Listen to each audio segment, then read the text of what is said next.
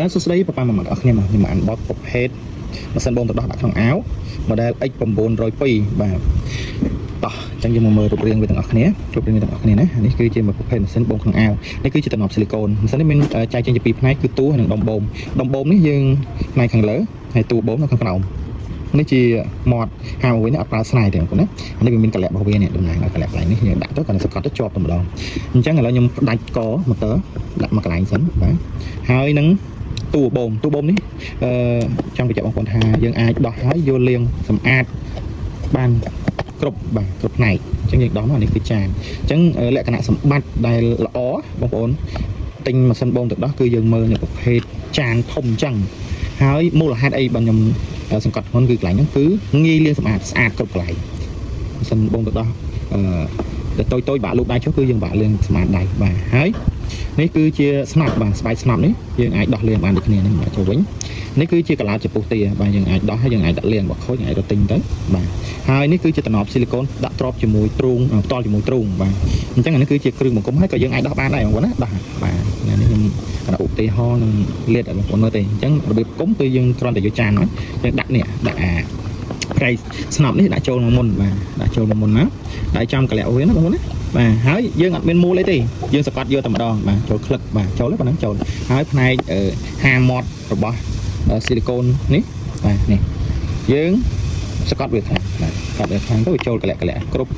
កលៈទាំងអស់កុំឲ្យវាហៀទឹកដោះបងប្អូនណាមកពេលដែលយើងសកាត់ចឹងហើយយើងពុំមកយើងមើលជុំវិញនេះកលៈនេះធំជាងគេអញ្ចឹងយើងដាក់ចំកន្លែងពយកន្លែងនេះបាទបងភ្លេចប្រាប់បងប្អូននៅពេលដែលយើងបូមបានទឹកដោះហើយគឺយើងចាក់ចូលទឹកដោះគឺតាមរុនមួយហ្នឹងបាទតាមរយៈរុនហ្នឹងចាក់ចូលដបកំប៉ុងដាក់កូនេះចឹងទៅបាទអញ្ចឹងនៅពេលដែលយើងដាក់ហើយយើងគុំវាយើងរកកលៈវាណានេះកលៈនេះហើយនឹងកន្លែងកលៈនេះឲ្យត្រូវគ្នាដាក់ត្រូវគ្នាហើយយើងសកាត់យកតែម្ដងអត់មានស្នែអីមូលញ៉ៃទេបងប្អូនណាតកតងនឹងមុខងាររបស់ម៉ាស៊ីននេះគឺមាន4បាទអញ្ចឹងយើងកំណត់ចំណាំរបស់វាទៅតាមពណ៌នៃភ្លើងដែលវាមាននៅលើហ្នឹងតោះខ្ញុំបើកឲ្យមើលចុចវាយ៉ាងខ្លាំងតិចមកមានពណ៌ខៀវហើយចុចសារអឹមនេះផ្លាស់ប្ដូរមុខងារបាទអឹមគឺ manual បាទអញ្ចឹងយើងចុចមកពណ៌ខៀវពណ៌ផ្កាឈូកពណ៌បៃតងនិងពណ៌ក្រហមអញ្ចឹងនៅពេលដែលយើងមើលអំពីមុខងារទាំងអស់ហ្នឹងហើយទៅតាមពណ៌របស់វាហើយកម្លាំងរបស់វាថែមថយបាន9កម្រិតបងប្អូនណាតោះអញ្ចឹងខ្ញុំបដូរមកមុខងារបញ្យល់អំពីភ្លើងមួយបាទភ្លើងពណ៌បៃតងភ្លើងពណ៌បៃតងនេះគឺបឺតវែងបាទបឺតវែងយើងទទួលអារម្មណ៍ថាវែងវាកូនបឺតមកដង្ហើមដាច់ណាបាទហើយផ្លាស់ប្ដូរមុខងារពណ៌ក្រហមនេះគឺការណែនាំគេហៅថាការម៉ាស្សាម៉ាស្សាធ្វើប៉ុន្តែដោយសារតែម៉ាស៊ីននេះវាស្នប់វានៅផ្ទាល់ជាមួយនឹងកនឹងខ្លីអញ្ចឹងម៉ាស្សាក៏មានកម្លាំងដែរវាញាប់វាប៉ុន្តែក៏មានកម្លាំងវាបូមអញ្ចឹងម៉ាស៊ីនផ្សេងម៉ាស្សាវាអត់សូវមានញោចទេញោចយកមុខងារម៉ាស្សាហ្នឹងឲ្យវាចេញទឹកដោះគ្រាន់តែញោចដើម្បីបើកគ្នាទេប៉ុន្តែម៉ាស៊ីននេះអាចមានកម្លាំងធ្វើឲ្យ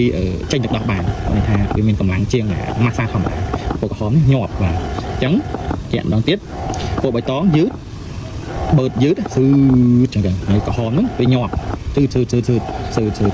បាទហើយនៅពេលដែលពណ៌ខៀវនេះបឺតដែរប៉ុន្តែវារង្វើលជាងម៉ាស្សាដល់ពេលពណ៌ខៀវនេះគឺកម្លាំងបឺតវាស៊ឺតអញ្ចឹងណាបងប្អូន